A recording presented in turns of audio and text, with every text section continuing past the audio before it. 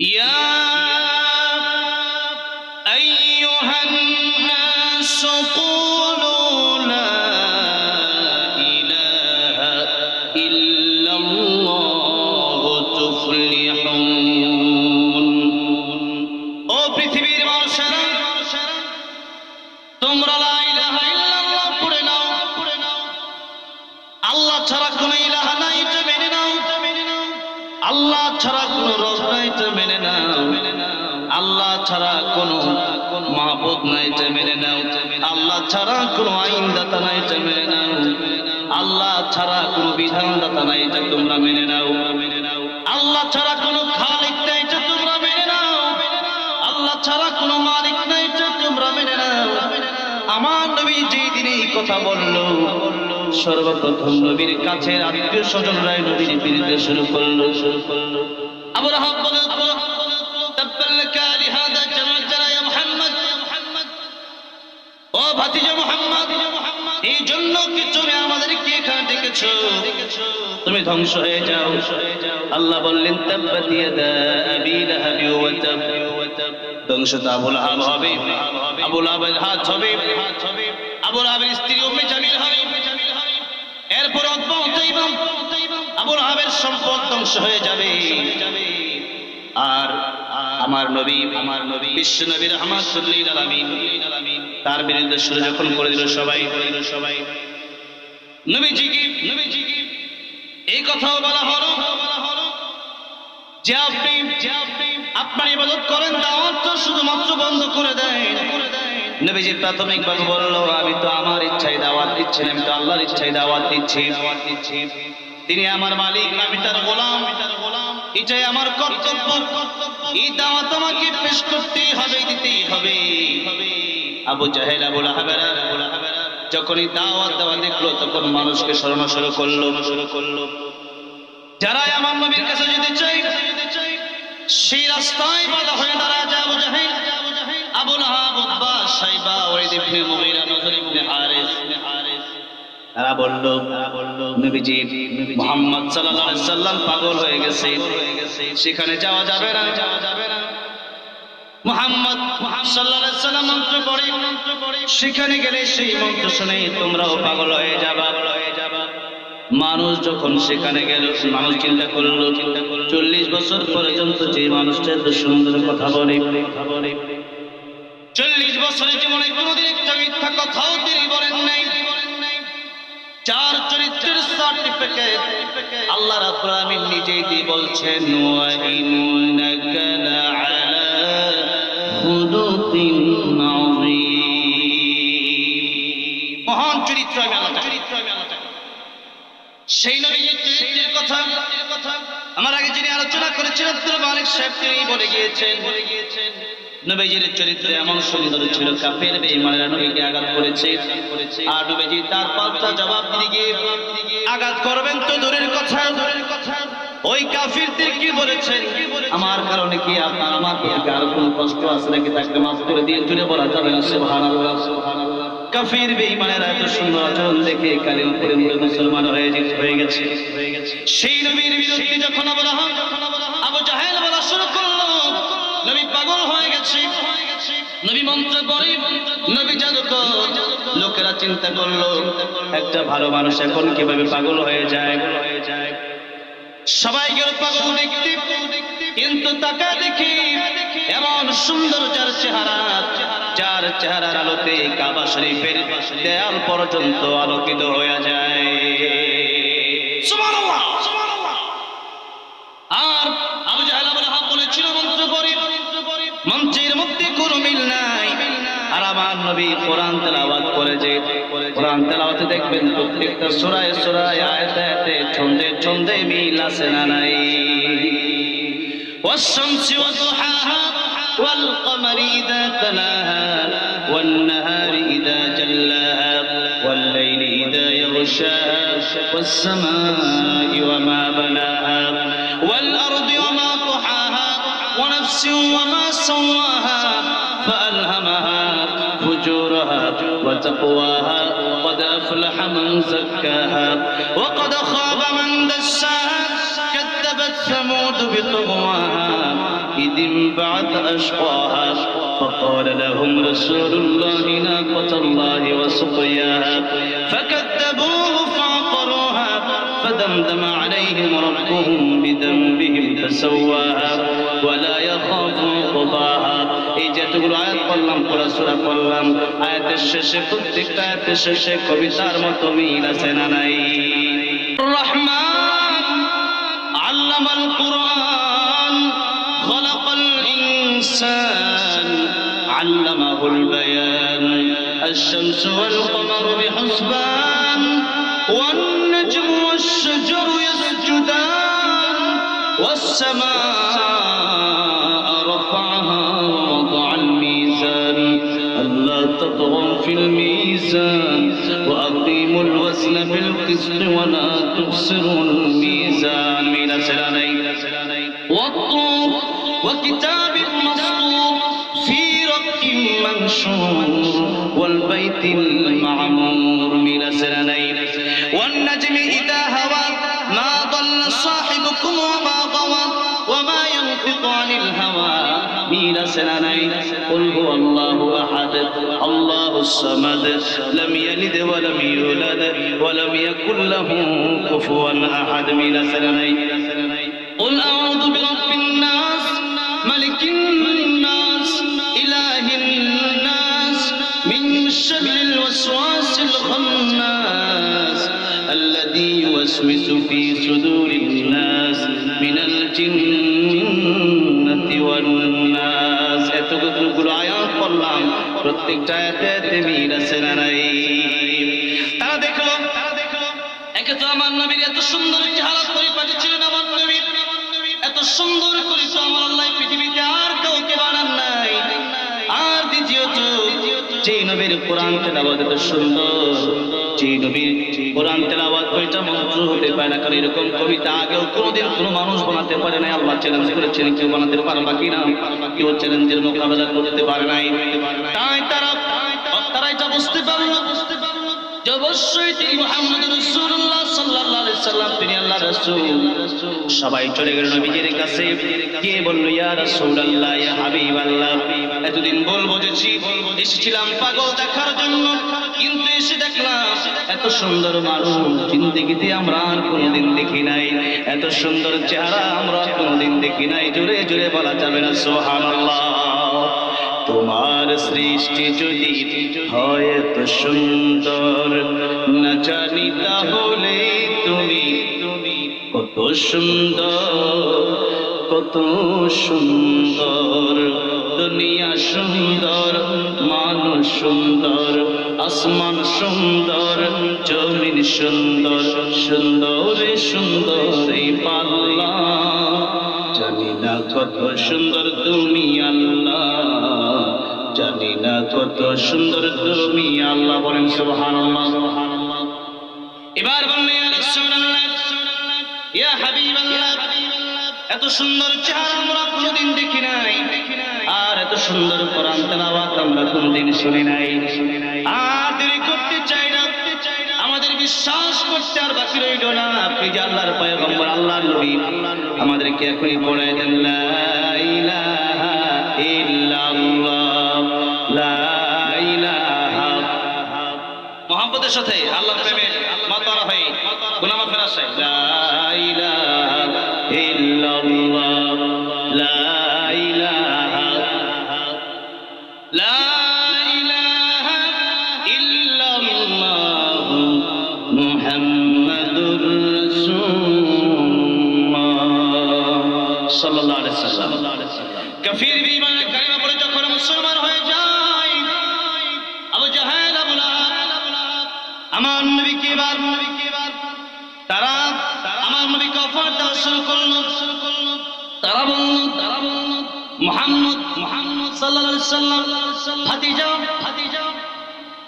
তুমি দাওয়াত দাও বন্ধ করে দাও দাওয়াত দাও যদি বন্ধ করে দাও তুমি নারী চাও বাড়ি চাও গাড়ি চাও ক্ষমতা চাও কি চাও তোমার কি চাই তুমি যাই চাও তাই তোমাকে দেওয়া হবে শুধুমাত্র লা ইলাহা ইল্লাল্লাহ দাওয়াত দাও বন্ধ করে দাও মানুষগুলা আমাদের থেকে মুখ ফিরে তোমার দিকে চলে যাচ্ছে, তোমার আল্লাহর দিকে চলে যাচ্ছে।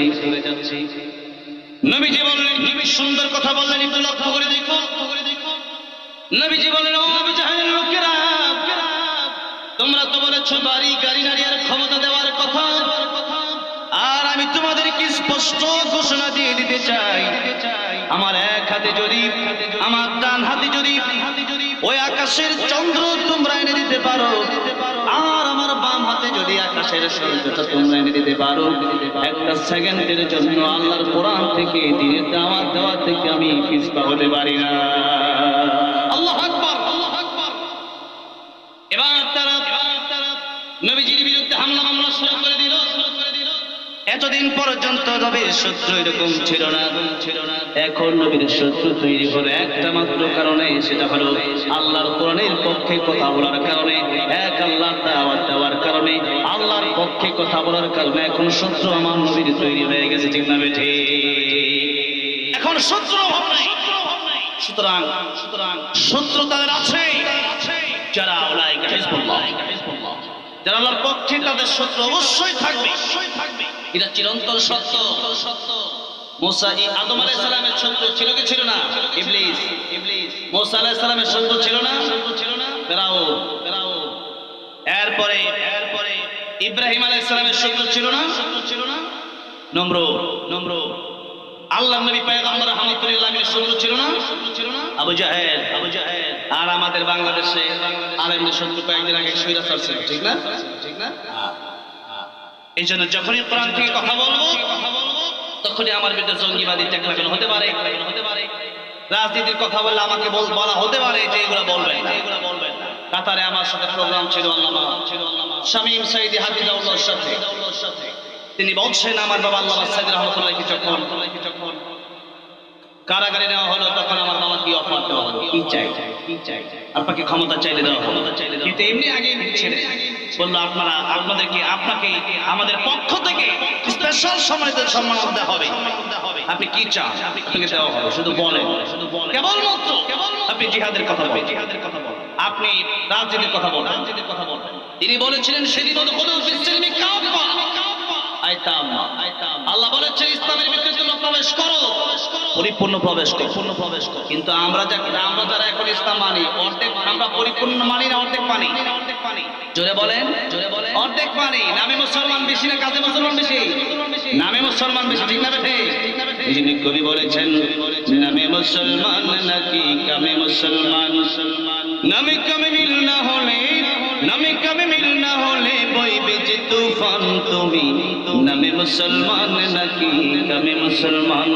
নাম রেখেছে আব্দুর রহিম, কালমা জানে না, এই সমাজে এমন লোকের সংখ্যা অগণা। নাম রেখেছে আব্দুর রহমান, নামাজ পড়ে না, এই সমাজে এমন লোকের সংখ্যা অগণা। এমন সমাজ বদলাতে কি রাখবে অবদান তুমি, নামে মুসলমান নাকি কামে মুসলমান তুমি, নামে মুসলমান নাকি কামে মুসলমান। নামে যারা মুসলমান হয়ে যায় এরা প্রকৃতপক্ষে বড় ফিকিরে ভূমিকা পালন করে। 40 বছর পরে যখন কোরআনের দাওয়াত পেলেন, হামলা শুরু হলো, মামলা শুরু হলো, এমনকি নবীকে হত্যা পর্যন্ত করার জন্য তারা চেষ্টা করলো। নবীজিকে যখন তারা অফার দিয়ে দিল, বাড়ি দেব, গাড়ি দেব, নারী দেব, ক্ষমতা দেব, কি প্রয়োজন, মন্ত্রিত্ব দেওয়া হবে, শুধুমাত্র লা ইলাহা ইল্লাল্লাহ দাওয়াত তুমি ছেড়ে দাও।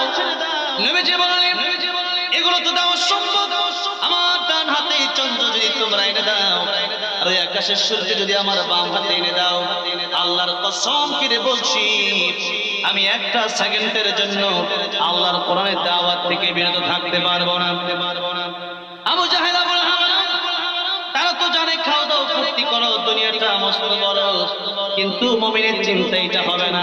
মুমিনের চিন্তা হবে এই দুনিয়াটা দুনিয়া সিজনুল মুমিন ওয়া জান্নাতুল কাফির। এই দুনিয়া যত বাস্তবিক পক্ষে মুমিনের জন্য জেলখানা আর কাফিরের জন্য বালাখানা। এই দুনিয়াতে মুমিন এসেছে কষ্ট করার জন্য। মুমিন কি করবে? কষ্ট করবে। একদিন ওমর রাদিয়াল্লাহু আনহু আমার নবীর সাথে সাক্ষাৎ করার জন্য নবীজির ঘরে গেলেন। ওমর রাদিয়াল্লাহু আনহু কাঁদতেছেন। নবীজি বলেন, ওমর তুমি কাঁদো কেন?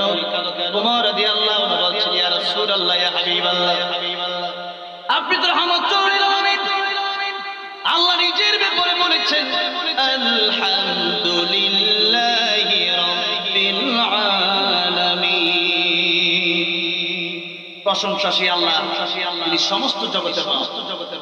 আর আমার নবীর ব্যাপারে আল্লাহ প্রশংসা করতে গিয়ে নিজের নামে যে শব্দ ব্যবহার করেছেন সেই শব্দটাই ব্যবহার করে বলছেন, ওয়ামা আরসালনাকা ইল্লা রাহমাতাল লিল আলামিন।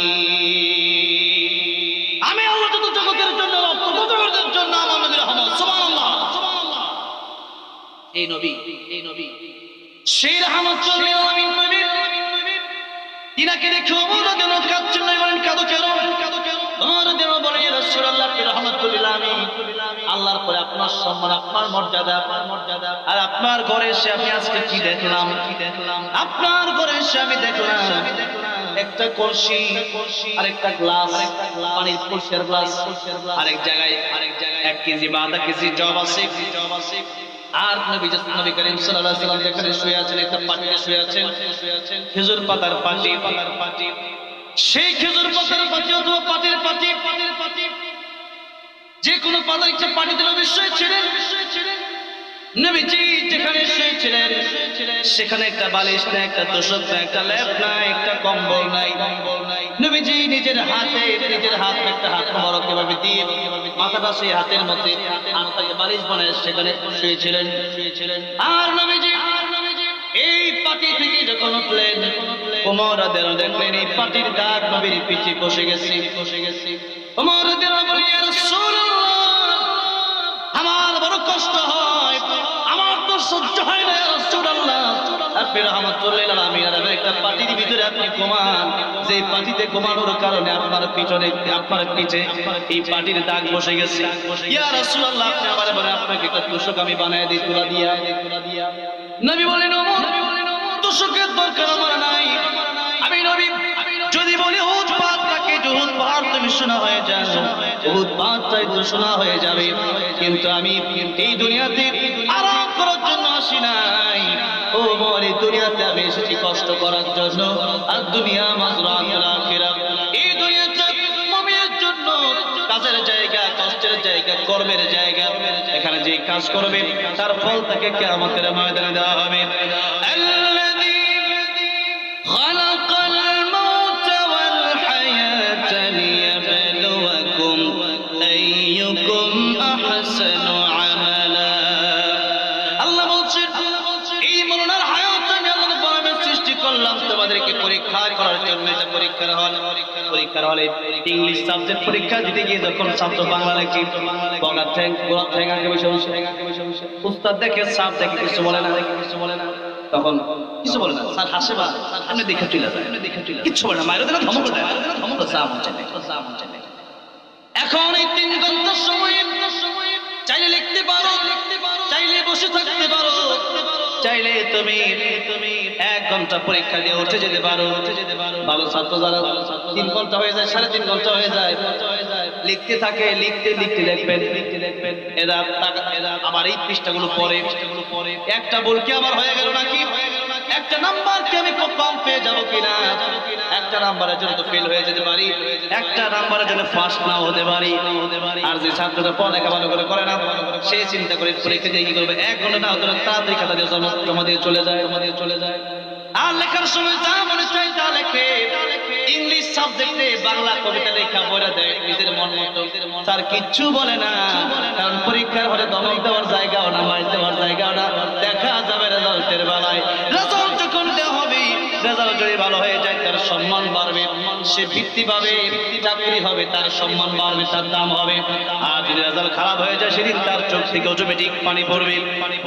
সেজন্য দুনিয়ার মানুষের জন্য কিয়ামতের ময়দানে আল্লাহ রাব্বুল আমিন দুটি ভাগে মানুষকে ভাগ করবেন। তাই আল্লাহ বলছেন, ফারিকুম ফিল জান্নাতি ওয়া ফারিকুম ফিস সাঈর। দুইটা বিষয় রেখে দিলাম, একটা হচ্ছে জান্নাত,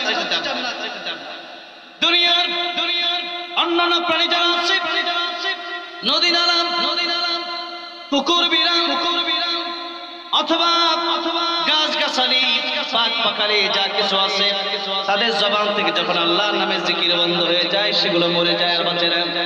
কিন্তু মানুষ আল্লাহর বিরোধিতা করে, এরপরেও দেখা যায় মানুষকে আল্লাহ এত সহজে ধরে না, কারণ এই দুনিয়া পরীক্ষার হল। যা মনে চায় করো, কিয়ামতের ময়দানে দেখা যাবে তোমার রেজাল্ট কি। রেজাল্ট যদি ভালো হয়ে যায় তাহলে ফারিকুন ফিল জান্নাহ, জান্নাতে তুমি চলে যাবে, আর রেজাল্ট যদি খারাপ হয়ে যায় জাহান্নামে তোমার যেতে হবে। এই জন্য নবীজি বলেছেন আমিনাল ইমান বাদাল মাউত, পরকালের চিন্তা করে পরকালের আমল করো, তাহলে তুমি প্রকৃত জ্ঞানী। আর পরকালের চিন্তা যারা করে না তারাই হচ্ছে প্রকৃত বোকা। আমার ভাইরা, আমার বাবা ছিলাম, যখন আমার নবীকে এই ক্ষমতার লোক বাড়িঘরের লোক দেওয়া হলো, তখন নবী বললেন আমি এগুলা নেব না, আমার তো এগুলার কোনো প্রয়োজন নাই। তখন আবু জাহেল আবু লাহাব বলল মুহাম্মদ সাল্লাল্লাহু আলাইহি সাল্লাম ক্ষতিগ্রস্ত হয়ে গেছে। মুহাম্মদ সাল্লাল্লাহু আলাইহি সাল্লাম কি হয়েছে? ক্ষতিগ্রস্ত হয়ে গেছে। আল্লাহ রাব্বুল আলামিন এই কথা সহ্য করলেন না। আর আমার নবীর পক্ষ থেকে পৃথিবীতে আদম আলাইহিস সালাম থেকে যত মানুষ এই পর্যন্ত এসেছে আর কিয়ামত পর্যন্ত যত মানুষ আসবে, কারা কারা ক্ষতিগ্রস্ত আর কারা কারা লাভবান, এই কথাগুলো আল্লাহ রাব্বুল আলামিন সূরাতুল আসরে বলে দিলেন। সূরাতুল আসরে আল্লাহ রাব্বুল আলামিন এই কথাগুলো বললেন যে এই পৃথিবীতে যত মানুষ এসেছে, মানুষ যারা এসেছে আর তাদের মধ্যে আমি আছি না নাই, আপনি আছেন না নাই, তাদের মধ্যে থেকে কারা লাভবান প্রকৃতপক্ষে আর কারা ক্ষতিগ্রস্ত, তাদের কথা আল্লাহ রাব্বুল আলামিন বলছেন। এক আয়াতে আল্লাহ বলছেন ফামান যুহজিহা আনিন নারি ওয়া উদখিলাল জান্নাতা ফাকাদ ফাজ ওয়া মাল হায়াতুদ দুনিয়া ইল্লা মাতাউল গুরুর। প্রকৃত সফল কিন্তু তারা যারা জাহান্নামের আগুন থেকে বেঁচে অনন্তকালের জান্নাতে যেতে পারবে। আর এই দুনিয়া তোমাদের জন্য ধোঁকা ছাড়া কিছু। এই দুনিয়ায় নবী বললেন এই দুনিয়ার সম্পদ তোমাদের তিনটা ভাই, একটা সম্পদের কোনো আত্মীয় স্বজন, একটা তোমার নেক আমল তোমার সাথে যাবে, আত্মীয় স্বজন যাবে না, আর সম্পদ তোমার সাথে খবর যাবে। তাই আল্লাহ রাব্বুল আলামিন কারা সফল কাম আর কারা ক্ষতিগ্রস্ত, প্রথমে আল্লাহ বললেন কি সম্পদ চলে আল্লাহ বললেন ওয়াল আসর, সময়ের কসম, ওয়াটাওয়াল কসম, আসরের সময়, ইতিহাস মহাকাল, জীবনের এই পৃথিবীর সূচনা লগ্ন থেকে এই পৃথিবীর শেষ একবারে কিয়ামত পর্যন্ত, এটাকে বলা হয় মহাকাল। এই মহাকালের কসম আল্লাহ কাটলেন যে সময়ের সাথে আমাদের বড় সম্পর্ক, এই সময়ের সাথে আমাদের বড় সম্পর্ক। তাই সময়ের গুরুত্ব দেওয়ার ব্যাপারে আল্লাহ রাব্বুল আলামিন প্রথমেই বলেন সময়ের গুরুত্ব দাও। তাই নবীজি হাদিস শরীফের ভিতরে বলেছেন ইগতানিম খামসান ক্বাবলা খামসিন শাবাবাকা ক্বাবলা হারামিক ওয়া সিহহাতাকা ক্বাবলা সাকামিক ওয়া গিনাকা ক্বাবলা ফাকরিক ওয়া ফারাগাকা ক্বাবলা শুগলিক ওয়া হায়াতাকা ক্বাবলা মাউতিক। পাঁচটা সময় আসার আগে তোমরা পাঁচটা সময়কে মূল্য দাও। কয়টা সময়? এক নাম্বার, আমি সংক্ষিপ্ত কথা বলছি, শুধু তর্জমা করে আমি শেষ করছি, আজকে তাফসীর করার সময় হবে না। নবীজি বলছেন এক নম্বরে শাবাবাকা ক্বাবলা হারামিক, ও যুবকেরা তোমরা বৃদ্ধ হয়ে যাওয়ার আগে সময়কে তোমরা মূল্য দাও, কারণ যৌবনকাল মানুষের চিরজীবন থাকে না। যৌবনকাল দান করলেন কে? আরে যৌবনকালে মানুষ ইবাদত বেশি করে না, বুড়া মানুষ বেশি নামাজে যায়। বুড়া মানুষ বেশি নামাজে যায়, আর যুবকেরা কি করে? ডিজে বাজায় করে, খালি গান গায়। ঠিক না? চারটি কারণে দেশে ভূমিকম্প হয়। কয়টা কারণে? গান। ومن الناس من يشتري اللهو والحديث ليضل عن سبيل الله بغير علم ويتخذها هزوا। অনেক লম্বা তাফসীর আমার আছে, গান এটা সূচনা করেছিল তো শয়তানরা, কিন্তু আমার নবী যখন কোরআন তেলাওয়াত শুরু করলেন তখন নজর ইবনে হারিসা গানের সূচনা করেছিলেন। কোরআন থেকে এই জন্য কোরআনের পরিবর্তে তারা গান সৃষ্টি করলো, শয়তানের গোলাম। আল্লাহ আমাদের আয়াতের মাধ্যমে গানকে হারাম করলেন। 2 নম্বরে নাচ, নর্তকীর নাচ। 3 নম্বরে চেনা। 4 নম্বরে এগুলো তো টাঙ্গেলে নাই, আরে অভাব নাই, মেলা তাহলে আমার ভাইরা আমার বাবাজিরা এই চারটা কাজ আমাদের দেশে বন্ধ করতে হবে। যদি এগুলো হয় সেখানে গিয়ে বাধা দিতে হবে। আপনি বাধা দিবেন না, ওই জায়গায় আপনি ধরেন আপনিও তাদের সাথে ধ্বংস হবে। ভূমিকম্প পরশুদিন হয়েছে, ভূমিকম্প হচ্ছে, ভূমিকম্প কেন? এই যে এই কাজগুলো কারণ। তাই এই সময়কে যুবকরা যদি ভালো হয়ে যায়, একটা সমাজ সুন্দর হয়ে যায়, একটা দেশ সুন্দর হয়ে যায়, একটা রাষ্ট্র সুন্দর হয়ে যায়। আর যুবক যদি নষ্ট হয়ে যায়, একটা দেশ নষ্ট হয়ে যায়, সমাজ নষ্ট হয়ে যায়, ঠিক কিনা? তিন নম্বর নবী বলেন, সিহহাতাকা ক্বাবলা সাকামিক, অসুস্থ হওয়ার আগে সুস্থতা নিয়ামত হলো এই সময় মূল্য। তিন নম্বর গিনাকা ক্বাবলা ফাকারিক, টাকা পয়সা থাকা অবস্থায় সকালবেলা দরিদ্র ফকির, সন্ধ্যাবেলা টাকা পয়সা থাকলে ওইটা আল্লাহর রাস্তায় দান করো, যথারীতি খরচ। চার নম্বর ফরাগুকা ক্বাবলা শুগলিক, অবসর থাকা অবস্থায় ব্যস্ত হওয়ার আগে সবাইকে বলে দাও, যখন তোমার দুই পাও যেটাই খুশি সেটাই যাও, যখন তোমার চার পাও ভাত কাপড় দিয়ে যাও, যখন তোমার ছয় পাও আব্বু তুমি কোথায় যাও। বুঝেন কথা? বুঝেন? আমার উস্তাদ বলতেন এই কথা, এখন আমি প্রায় ওয়াজ এই কথা বলি। দুই পাও মানে এখনো বিয়ে করেন নাই, তাহলে আপনি যেখানে মনে যেতে বলেন, বিয়ে করলে কিন্তু সব যাইতে বলেন, পারবেন? পারবেন না। বউ কই যাবে তোরা? হ্যাঁ যাও কই? এরপরে বাচ্চা হলে তার টেনশন, যত দিন যাবে তত টেনশন হলো বাড়বে। নবী বললেন, পাঁচ নাম্বার হায়াতিকা ক্বাবলা মাউতিক, মরণের আগে ভালো হও, মরণের পরে ভালো হওয়ার কোনো সুযোগ নেই। সময়ের গুরুত্ব আমাদের দিতে হবে। তাই আল্লাহ প্রথমে সময়ের কসম কাটলেন। দুই নম্বর আল্লাহ বলছেন ইন্নাল ইনসানা লাফি খুসর। আল্লাহ বলছেন দেখেন আল্লাহ কত গুরুত্ব দিয়ে কথা বললেন। আল্লাহ প্রথমে কসম কাটলেন, আল্লাহকে কসম না কাটলে তো আল্লাহ বলে কোনটা ফায়কুল হয়ে যাচ্ছে। এরপরে আল্লাহ বললেন যে বলা আসল সময়ের কসম। আল্লাহ কসম কাটছেন, কত দৃঢ়, কত শক্ত, কত মজবুত করে আল্লাহ কথা বললেন। আল্লাহ এরপরে বলছেন ইন্না নিশ্চয়ই। আবার আল্লাহ তাকে দিচ্ছে নিশ্চয়ই। আল্লাহ কসম তো কাটতেন, আবার আল্লাহ বলছেন নিশ্চয়ই। আল ইনসান, পৃথিবীর সমস্ত ইনসান মানে সমগ্র পৃথিবীর মুসলিম বৌদ্ধ খ্রিস্টান সবাই ক্ষতিগ্রস্ত। আল্লাহ বলেন সবাই ক্ষতিগ্রস্ত। এবার একটা প্রশ্ন জবাব দিন আল্লাহ। আবু জাহেল নবীকে বলল ক্ষতিগ্রস্ত, এই যে কিটা জবাব দিই। এবার আল্লাহ বললেন যারা তোমরা সবাই ক্ষতিগ্রস্ত, লাভবান কারা কারা? আল্লাহ চারটা কথা বললেন। শেষ কথা আল্লাহ বলেন ইল্লাল্লাযীনা আমানু ওয়া আমিলুস সালিহাত ওয়া তাওয়াসাউ বিল হক ওয়া তাওয়াসাউ বিস সাবর। আল্লাহ বলেছেন ঈমানজাত, ঈমান মানে কি? আমানতু বিল্লাহি ওয়া মালাইকাতিহি ওয়া কুতুবিহি ওয়া রুসুলিহি ওয়াল ইয়াউমিল আখির ওয়া কদরি খাইরিহি ওয়া শাররিহি মিনাল্লাহি তাআলা ওয়াল্লাহু। এখানে এক একটা কথা এত গুরুত্বপূর্ণ। আমার তো ইলম কালাম, আমি যদি এক একটা শুধু আমানতু বিল্লাহ এটা নিয়ে কয়েক ঘন্টা করা যাবে, কুতুবিহি এটা নিয়ে আরো কয়েক ঘন্টা করা যাবে। এক একটা দলিল এত বেশি, আপনারা অনেকে মনে এখনো মনে ঈমান আছে কিন্তু ঈমানই নাই, জানেন না? কোরআন শরীফে অনেক আয়াত অনেকে অস্বীকার করে, এরকম অনেকগুলো আলোচনা ছিল। আজকে কল্যাণ অন্যদিন করবো ইনশাআল্লাহ, টাঙ্গালে দেখা হলে। দুই নাম্বার ওয়া আমিলুস সালিহাত, আমিলুস সালিহাত মানে তুমি বুঝেন তার তৌফিক ও মাল লান তাদুল্লু মা তামাসসাকতুম বিহি মা কিতাবাল্লাহি ওয়া সুন্নাত রাসূলিহি। এখানে কোরআন শরীফ আছে আর নবীর জীবনী আছে, তার মানে হালাল মানতে হবে, হারাম ছাড়তে হবে। কোরআন যা আছে তা সম্পূর্ণ মানতে হবে। এটার ওয়াস্তে তো সহজ, ঠিক না? অনেক সময় প্রয়োজন। আর রাসূল সাল্লাল্লাহু আলাইহি ওয়াসাল্লামের জীবন এটাও তো সহজ, এগুলো পড়বেন। এখন মোবাইল আছে, অ্যাপ আছে, মুসলিম বাংলা আছে, সেখানে গিয়ে কোরআন তর্জমা পড়বেন। বাংলা কোরআন শরীফ পড়া যায় না, কোরআন শরীফ উস্তাদের কাছ থেকেই শিখতে হবে। তবে এই যে বাংলাতে আলহামদুলিল্লাহ রাব্বিল আলামিন কোরআন শরীফ বাংলা কি হা আছে, আইন আছে? নাই, এটা শিখতে হবে। আর তরজমাটা পড়তে হবে এবং তাফসীরগুলো আপনারা পড়তে পারেন, নবীজির জীবনী আপনারা পড়তে পারেন সেখানে। অ্যাপসে পড়েন। ওয়াতাওয়াসাউ বিল হক ওয়া তাওয়াসাউ বিস সাবর। আর এই ঈমান আর নেক আমল যে আপনি করলে, নামাজ পড়তেছেন, রোজা করতেছেন, যে ভালো কাজ করতেছেন, মামলার কাজ করতেছেন, মামলার কথা বলছেন, কোরআন শরীফ পড়তেছেন, কোরআন শেখাচ্ছেন, এটা আপনি আরেক ভাইকে দাওয়াতের দিন নিয়ে আসেন। এটা হচ্ছে দাওয়াত।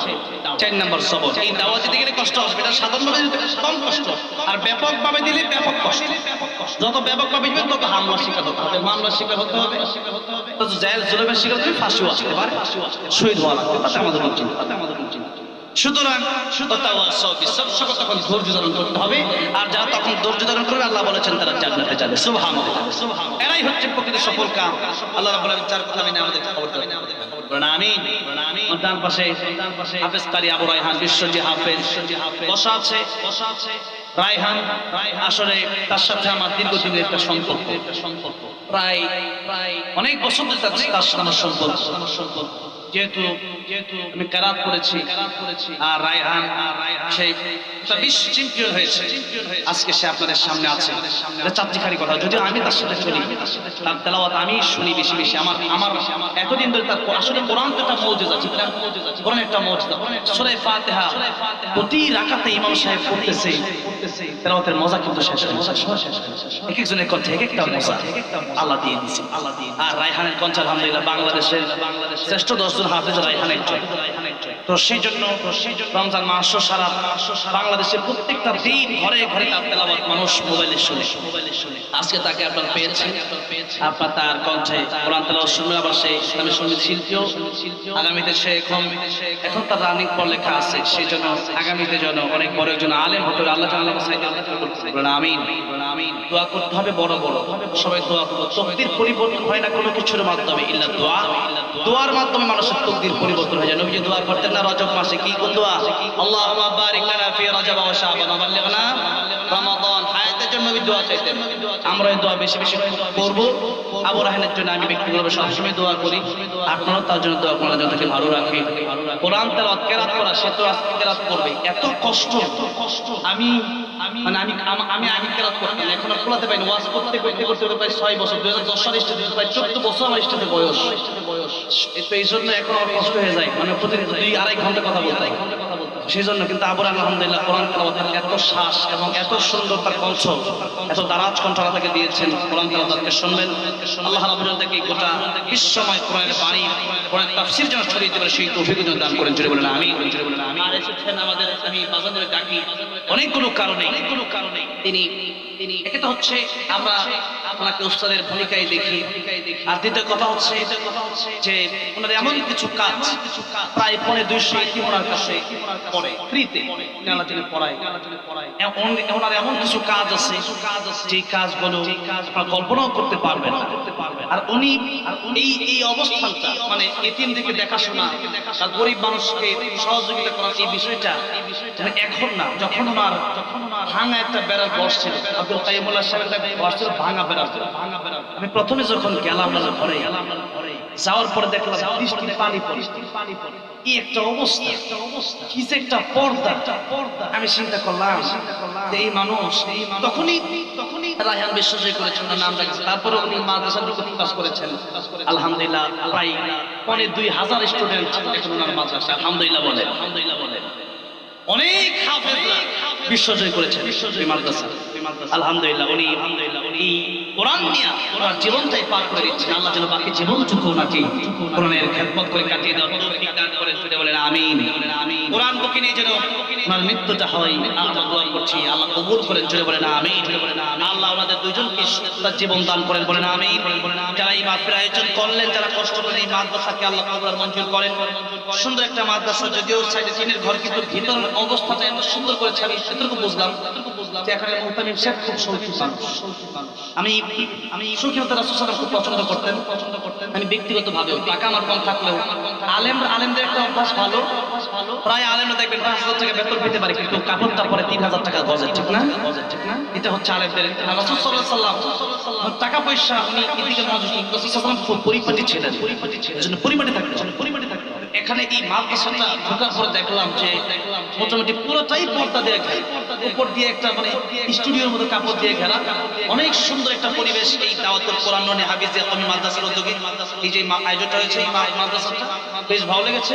মুহতামিম সাহেব আমাদের সাথে কথা বলতে, আমার আচরণ খুব ভালো লেগেছে।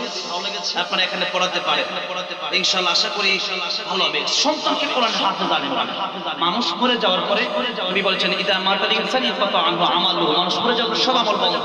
3টা আমল থাকে, একটা সদকায়ে জারিয়া, মাদ্রাসা মসজিদে দান করা, যেখান থেকে আলেম হয়, হাফেজ হয়, মসজিদে নামাজ হয়, সেখানে সারা জীবন আপনার পরে যদি মাদ্রাসা মসজিদ থাকবে, আপনি দান করার কারণে সওয়াব আল্লাহ পৌঁছায় দিবেন। 2 নাম্বার আপনার যদি একটা ভালো কথা থাকে যে আপনি একটা কথা বলেন, একটা মানুষ বলে তুমি নামাজ পড়ো, দাড়ি রাখালেন, সুন্নতের পাবন্দি করালেন, কোরআন শিখালেন, তাকে বলে ওই যে আপনার কথার কারণে শিখলো, আপনার কথার কারণে সে ব্যক্তি হেদায়েত পাইলো, এই ব্যক্তি বেঁচে থাকবে, আপনি মরে যাবেন, তার সমস্ত আমলের সব আল্লাহ কবুল করে একবার সব আপনার কবরে পৌঁছে দিবেন। সুবহানাল্লাহ।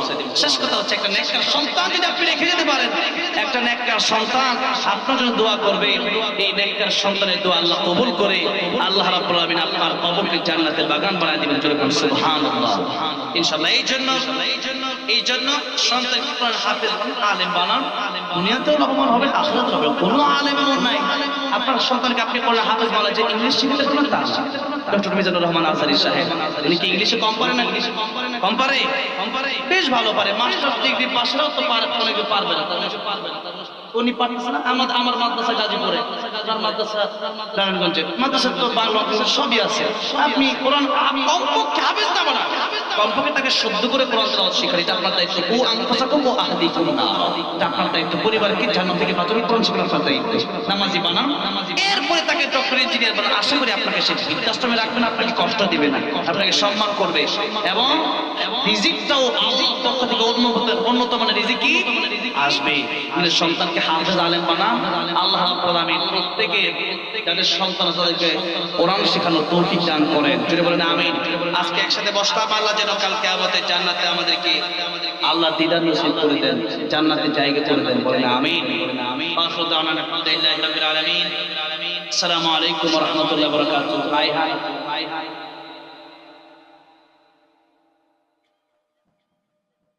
আমি তো বসবো, আমি তো যাচ্ছি না, আমি তো রায়হানের তেলাওয়াত না শুনতে আমি যেতে পারি না। কি বলেন ঠিক না? তেলাওয়াত না শুনে আমি কি বলছি না, আমার আর কিছু ধরতে কোলাচ্ছে না। রায়হান একটু বলুক, এরপরে আমি আবার বলবো। রায়হানের সাথে স্টেজে আসলে আবার দুইবার তিনবার বসতেও কষ্ট, হ্যাঁ আমি পরে বলি, আগে রায়হানটা শুনেন, কারণ একটু পাল্টায়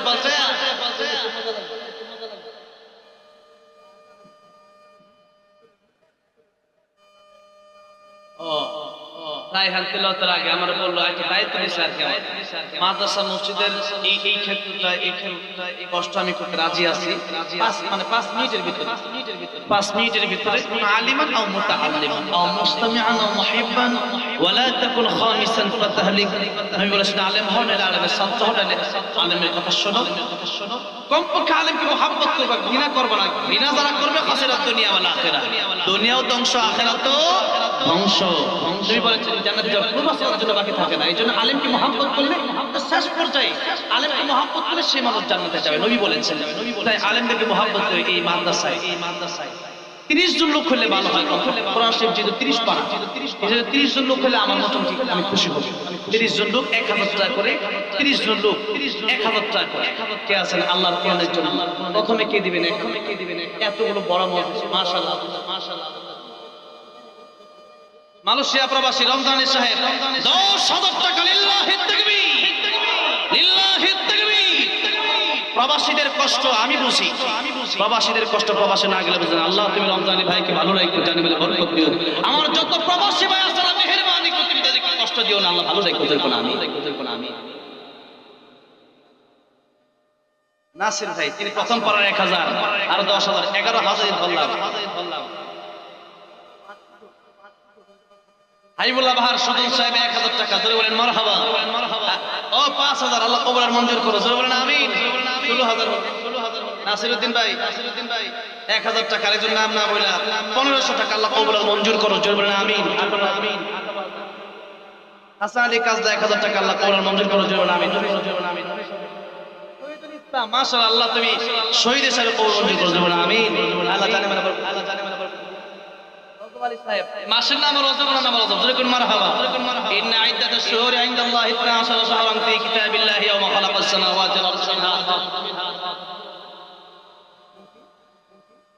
নাম আমরা না জানি, আল্লাহ তো জানে, ঠিক না? আল্লাহ কবুল মঞ্জুর, আল্লাহ কবুল মঞ্জুর।